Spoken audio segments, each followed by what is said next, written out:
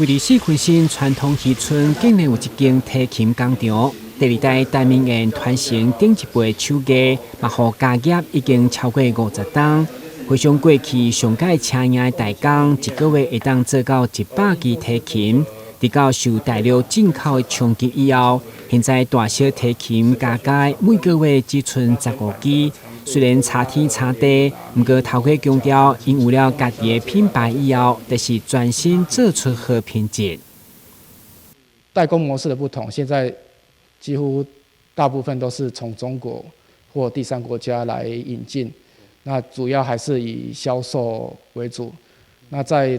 以一般乐器行他们来讲，就是除了维修跟调整他们比较不懂以外，那当然因为经济模式的改变，我们制作的琴就越来越少。那这个部分虽然收入没那么多，但是我们有更多的时间去好好完成一把琴。是，所以坚持了品质就对了。对，因为刚才提到的提琴就是一把需要被好好完成的一个乐器。嘛，因为头家坚持选择来自欧洲的云杉原木加纯手工制作，所以来自茱莉亚学院的小提琴教授以及纽约动画配角等专业的人员，拢是因的人客。加上以电脑画图来开模定做，拢成为业界一大特色。所谓客制化，其实提琴它原本就是一个没有尺寸的一个乐器，然后它原本就是应该从一开始就好好被完成的一种乐器，所以不应该以价钱或者是音色的取舍来决定它是初阶或者是中阶或者是所谓定制琴，那甚至不能以机械琴来称呼一把提琴，因为除了木材裁切以外，它几乎完全都是必须手工完成，其实并没有所谓机械琴这种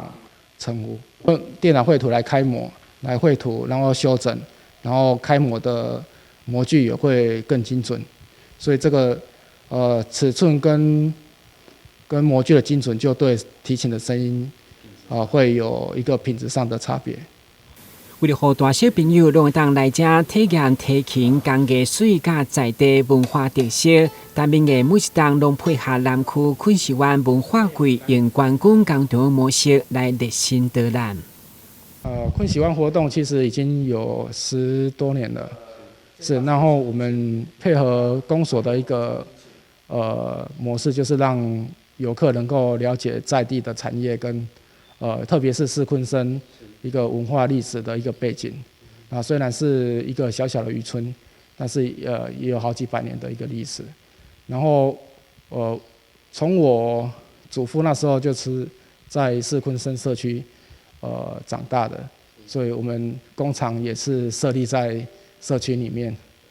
延续父亲左琴老师的功夫，陈明燕用心打造每一支提琴的心，要让学生到专业的演奏者，甚至定做，拢成为因心目中的宠爱。台南新闻管制何乔邦采访报道。